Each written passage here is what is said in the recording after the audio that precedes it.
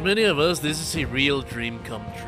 I personally do not know many CRPGs based in Japanese culture, let alone samurai and feudal Japan.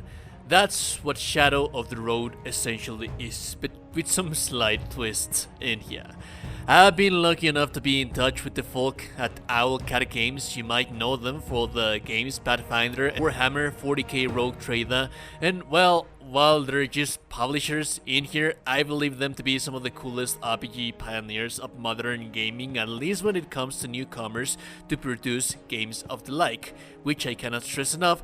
I hope that Baldur's Gate 3's success give us a little bit more of a wider audience, broader picture of view from the public, so that they can tell that RPGs are actually fun, even the tactical based ones. So I've been playing the game for quite a while, and while I do not have access to much of the game, what I have tried on this preview, it is really interesting to me, and I will give you my thoughts and my first impressions of this game that it's entering into an alpha stage right now. As of right now, you can play whatever that I have played myself if you go over into Steam. As a matter of fact, I'll have a link in the video description so that you can go directly into that and try the game for yourself. Now, let me first set you into context so that you can get a little bit pumped on the concept that they have in here for the game. Picture a samurai CRPG set in the fall of the Edo period, that is that very well known time in history where traditions and the samurai are struggling against the emperor wishes for the modernization and progress of Japan with alliances from the modern world. Now, there is a slight twist in here. This being a fantasy CRPG, the struggle gets potentialized because of the steampunk elements added into the progress side of things, where you can see steam-powered mechas and robots that are being used against the shogun's samurai.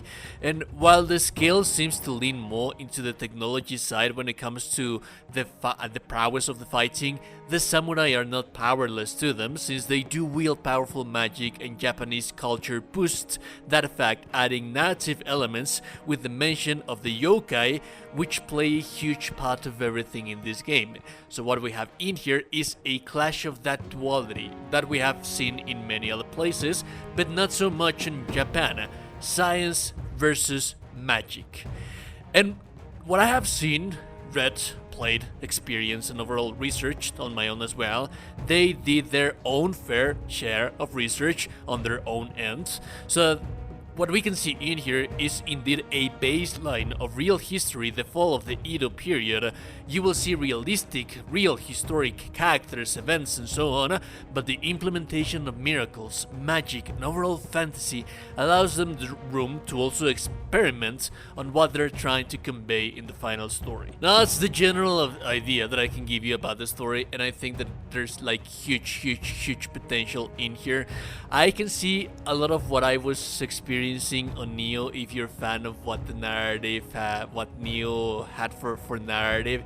This is somewhat close to that, however, with that implementation of the actual more modernization of the worlds. Now, when it comes to the gameplay, you have I initially thought that this was going to be something like Baldur's Gate 3, because that's what I got by from the trailers and things like that. This game leans a little bit more into a more linear progression. The levels are a little bit more grounded, a little bit more streamlined. There is some degree of exploration around here, and but it's not as deep. Like, the world is not that open to you, and it's not that reactive to you. In reality, the 50-50 that is going to be happening in here, it's the slight exploration where you're going to be able to gather items, maybe do some side questing, mild side questing. I haven't played that much of the game, but I haven't seen that much depthness into the side questing. There's just interactable objects and places and things that you can see out there that then tie, for example, to what I have experienced, to the yokai.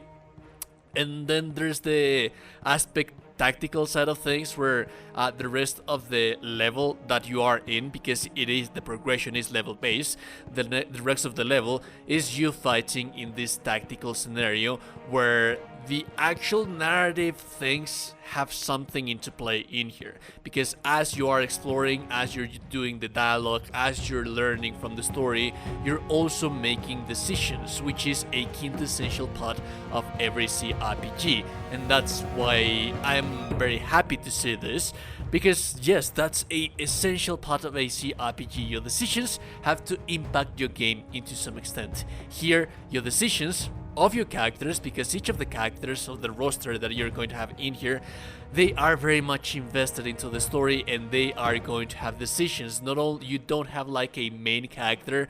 All of the characters are invested into it, and they all have their part, and they all have their say on whatever that they are doing and that they're saying. So depending on the paths and the decisions of each specific character that you have, sometimes they will lean into a specific kind of streamline class. So, and that streamline class also has something to do with what they are into the story. So there's one character that has a division of paths between a Ronin or a samurai, being a little bit more of your decisions depending on what you say into the story, leaning you a little bit more into the samurai. It is going to unlock you the samurai skill tree, which is going to therefore upgrade your character class into that section where you can now be a samurai instead of a ronin, and you are going to have that play style. So whatever decisions that you make in the game are going to alter how you actually perform in battle. So I think that's very, very cool. Now, whether if these decisions are going to have some kind of change in the future of the story, that I cannot tell, but what I can say is that yes, your decisions actually affect what you have in your character. And it is not only one character, but many of the characters.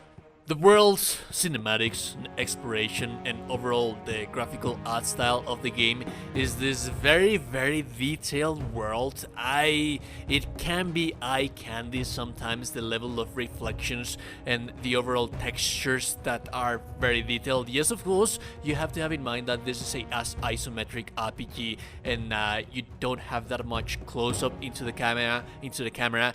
You will notice sometimes when there are some kind of conversations, and when the game closes up a little bit more, there's like some kind of roughness, but it adds that cinematic feeling, that to have that extra level of detail when it comes to everything that you are seeing on screen. Now, have in mind that this is a alpha, and being an alpha, I have noticed that where the only place where I would have like some kind of complaint would be on animations, especially when the yokai come into place.